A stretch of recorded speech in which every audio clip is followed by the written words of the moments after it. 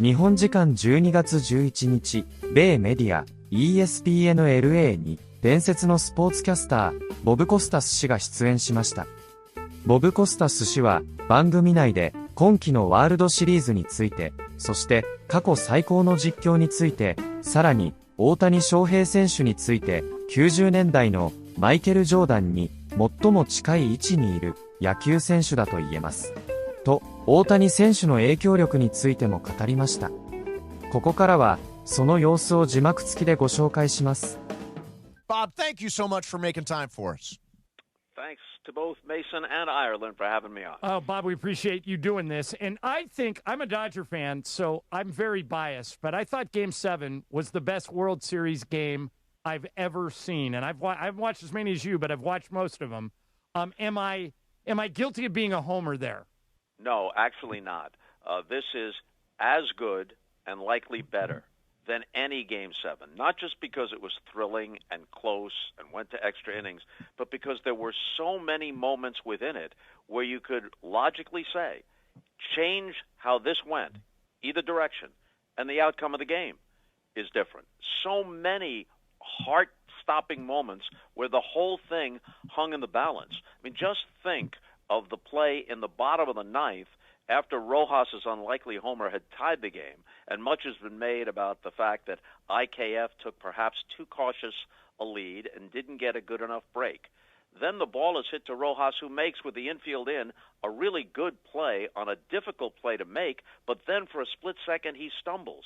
His heart must have been in his throat. Then it would have been irrelevant if he hadn't righted himself that IKF didn't have a good lead. He would have scored easily. But not only does he right himself, he makes a very good throw under the circumstances. He's off balance. Now Will Smith has to reach like a first baseman for it, and he has the presence of mind to know that his heel might have come off the plate, and he puts it back down a millisecond before IKF slides in. And some have said since it was a force play, there was no need for him to slide. He could have run through the bag through the plate like you do at first base. But then on top of that, it was close enough to be reviewed. Of course the Blue Jays asked for a review. You could have had the seventh game of the World Series end on a replay review, which would have been utterly bizarre.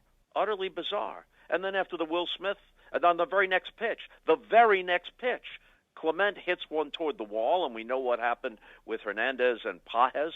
Considering the circumstances, as Tom Verducci says, and few people are as knowledgeable as Tom about every aspect of baseball, including its history, he believes that under the circumstances, yes, it was a great catch, and there have been others that were as great or perhaps even greater in terms of what was required to make the catch. But considering what was at stake, the entire World Series on that play, he thinks it's the greatest catch in World Series history, and all of this happens within a matter of moments, and we barely scrape the surface of all the other things within that game that not only could have affected the outcome, but provide one of the things that makes baseball so great, debate about what if. Should they have pulled this guy? Should they have brought this guy in here? We could be talking about this not just throughout the offseason, through the history of baseball. They'll be talking about this game. Bob, and the whole World Series, I'll stop talking in a second. That's okay. It isn't just that the seventh game was so great. You had two other games that were epic. Think of the way Game 6 ended with the Hernandez throw to Rojas on the little blooper. I think Varsho hit it. If that ball drops, they tie the game, and maybe they win the game right there, and it's over in 6. And then you have the 18-inning game in Game 3 ending on the Freeman walk-off. I mean, this World Series was insanely great. Bob, just because I know you're doing a lot of interviews for this, we had Miguel Rojas on after the World Series, and he told us he can't watch that play, the one where you said his heart might beat it. It causes him too much anxiety to even watch a replay. Even though they won, he can't watch it. So you're dead on when you say his heart must have been in his throat. Yeah. Well, you could tell in that one split second the anguish he must have felt. Oh, my gosh, sure. I just threw the whole World Series away. Yep. But he had the presence of mind to come up with a good enough throw to extend the game. It follows in a great tradition of, like, unlikely World Series heroes, like Miguel Rojas. Now, and it's a game of moments, and there were lots of individual moments there, the Pages catch, the play at home plate, all that stuff. But for me, the one that just took my breath away was Miguel Rojas yanking that ball to left field. and tying the game. Where does that rank in terms of World Series home runs? It's way up there. As you said, there have been other unlikely heroes. I go back quite a long ways. Al Weiss for the Mets in the '69 World Series, but the Mets won in 5, and that home run came in the middle of the game. It didn't come with everything at stake, just 2 outs removed from the season and the series ending for the Dodgers. I can't think of someone that fits the bill of A, unlikely character to be a hero, but also the importance of the moment. Hal Smith in the epic 7th game of the 1960 World Series, which is remembered for Bill Mazeroski's home run that won it in the bottom of the 9th. But in the bottom of the 8th, the Pirates were down 7-6, and Hal Smith, whose name would never have appeared in anything other than agate type before or after that in his entire career, hits a 3-run home run and puts the Pirates up 9-7. Now, the Yankees scored 2 in the top of the 9th. That set the stage for Mazeroski. The modern analytics have this win probability added. Yep. And supposedly that home run by Hal Smith created the greatest swing in win probability added from defeat to what looked like victory, at least in the moment. But, okay, that's 1960. Yeah. And it was in black and white. And I was only 8, so my recollection of it may not be perfect, but I think it's pretty right on. I don't think you can put anything ahead of Rojas if you're combining unlikely hero with the import of what he did.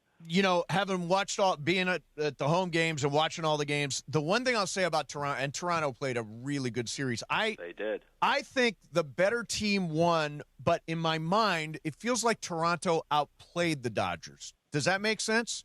I think that's apt. The Dodgers were the better team, not by that much. I mean, Toronto, because it's Canada and perhaps American fans, not North American fans, but U.S. fans, underrated them. I didn't underrate them. I was asked before the series started, and I said if they can win one of the first 2 games in Toronto, I think this series has a good chance to go at least 6 and possibly 7. But, yes, the Dodgers overall were the better team, but actually the Blue Jays played better throughout the series. They did more things right than the Dodgers did, but the Dodgers did enough things right to win it. Yeah. Bob, last thing for me, you've had an incredible career, and it's one, as this special tomorrow will indicate. But I was thinking about something. If I came to you and said, I'm going to put one thing in a time capsule from your career that in 200 years from now we're going to show people this is Bob Costas at his best. It can be from the Later Show. I love the Later Show. I think about the Mary Lou Henner interview, which I still watch, which was hilarious. I think about all the Olympics you did. People forget you were the voice of the NBA very briefly. You've done play-by-play baseball. If I put you on the spot and say, what are we putting in that time capsule? What goes in? Well, if it's later, then I have to pick which of the 600 interviews. Yeah, they weren't all 10s on a 10 scale, but a lot of them, Paul McCartney and Mary Lou Henner for comedic reasons and others for more dramatic reasons. So we'll leave that aside. Even though baseball has always been my favorite sport, basketball has always been second. So I guess it might be the call of Michael Jordan's last shot for the Bulls. That's great. That turned defeat into victory because it epitomized so much of what he was about and so much of what that era in the NBA was about. And after watching The Last Dance a few years ago and they replayed a lot of the calls, I was happy that most of those calls held up pretty well. So I wouldn't be embarrassed if that wound up in the time capsule. Well, by the time anyone busts the time capsule open, I'll be long gone, so it won't matter. You go. Yeah. Hey, Bob, I got one thing for you about baseball because you're, Hall of Fame broadcaster and great wordsmith. Put into words what Shohei Ohtani is doing and what he now means to the game.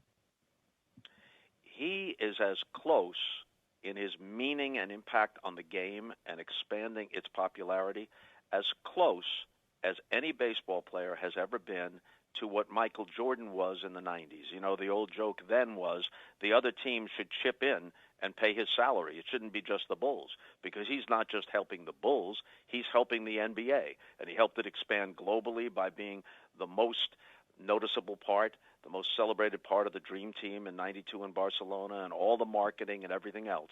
And I'm not saying that Ohtani equals that because baseball is different from basketball and we're in a different era and all the rest. But when you consider the fact that Ohtani is fascinating to people who don't know an inside-the-park home run from a wild pitch, he's fascinating to them. You hear people who don't have much baseball background, aren't avid fans, wanting to watch Ohtani, talk about Ohtani. They ask people like you and me about him, and then the expansion of fascination with Major League Baseball into Asia and specifically Japan, where baseball has always been popular. But now we know how popular Ohtani and the others, Yamamoto and a long list of others, have now made Major League Baseball in Japan. I think his impact, it's to take nothing away from other great players. He's unique. The word unicorn is always applied to him, and he is.